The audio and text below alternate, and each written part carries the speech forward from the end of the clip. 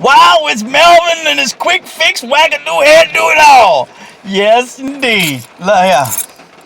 I'm in a 2008 Nissan Sentra.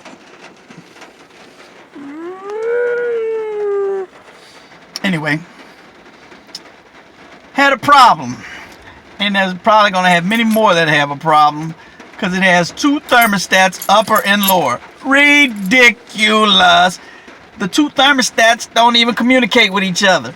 So there's one problem. Bloop, bloop. They don't have any kind of electronic devices saying, hey, when I open, you open. So you're going to get a higher range of heat. Is Nissan designed to do that? It's only a 4-cylinder. Is the head gasket designed to do this? I don't think so. Well, just so happens the owners bought this vehicle. And I noticed it right away. They drove it quite a distance and it didn't overheat. But they didn't drive it as long when they bought it, when they test drove it to buy it. But anyway, so they brought it to me, have it checked out. And it was pretty hot when it came through. You know, it wasn't overheating, but it was hot. You know, emitting the radiation of a volcano, like, sorry, in Hawaii, yeah, eruption. So I managed to don't try this at home. The car was hot. But I managed to get the radiator cap off without burning up or blowing up anything. And it was running pretty good. Except I saw the water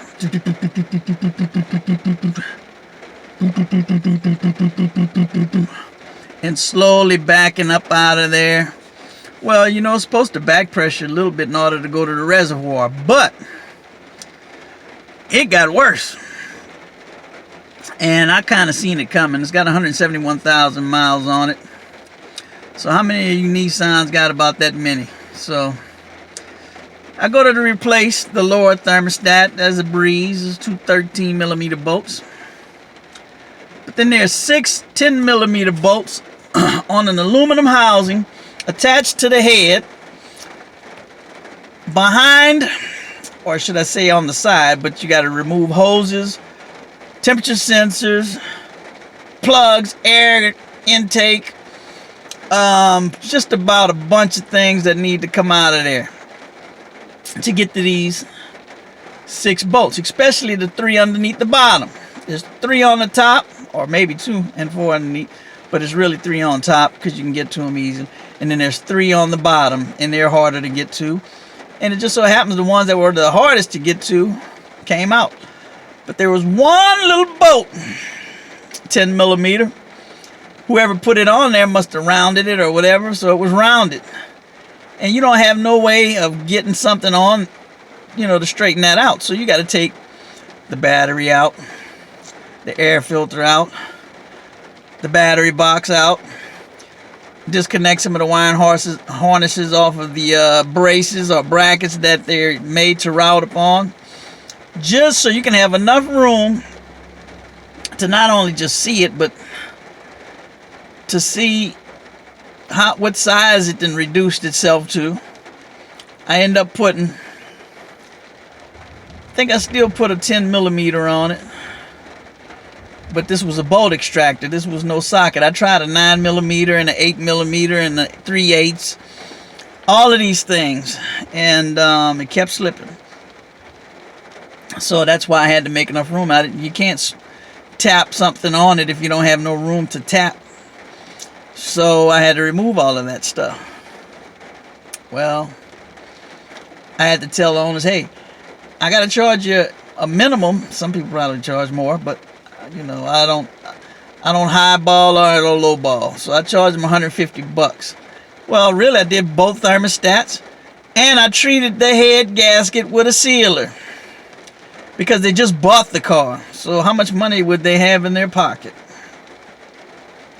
Well, anyway, to make a long story short, I was able to get that bolt out after I took that all apart. Put the bolt extractor on it. I had to use a reducer with a 1/2 inch in order to put a 1/2 inch drive so it would actually turn the bolt, because the 3/8 wouldn't turn it, slip off, because you need some leverage. So I wish I could have taken pictures, which I took some photographs, but I didn't take any videos of the whole squabble I had to go through in order to learn to diagnose. But sometimes you got to diagnose things, and that's fine. But it's going to lead into some other deals, and that's teaching the people who are looking for the right car to don't just quickly, especially with a used car, quickly just jump in it, start it up, and you start to see stuff like air conditioning shorting, cutting in, cutting out. Not the AC clutch, the blower, the entire AC system was cutting off, blower cutting off. It's hot, it's burning hot. I mean, really. So they brought it to me, and hopefully I'm saving the grace so they can use the car for a length of time to get at least some of the value of the $3,000 they spent on it. Man, oh man. So this is to warn 2008 Nissan Sentra 2.0s, people who buy them. They may never have to worry about them. They drive really good. It's just until you have the problem. And the strip boat was the most brain-racking, hair-pulling thing on the repair. But it caused other damage. It caused them a head gasket. That's what I'm getting at. Caused them a head gasket that needs to be rebuilt. So in time, they're gonna put some money into rebuilding the motor, I guess, and they'll get some mileage out of it. But by that time, you might hopefully need a timing belt. Well, this might be a timing chain, and that's a good thing. And you got 171,000 miles on it, so I hope they enjoy this ride enough to give me some glorification, glorification of me going through the job that was supposed to be small and just going over it and checking things out, to actually having to change sway bar linkage, struts. They still need a rack and pinion. We haven't gotten there. All of this came at one issue. I'm surprised they're not having other car problems, because they just pulled this car out of somebody's junkyard. And I would never pay the price if I go over it. But what mechanic would? We go over the vehicles. If we see any little twitch, we don't want the car, or else we got to reduce it so we can repair it. So thank you guys for watching. Like and subscribe. I'm new to this, and I'm just about true to this. I want to thank you, and have a good one.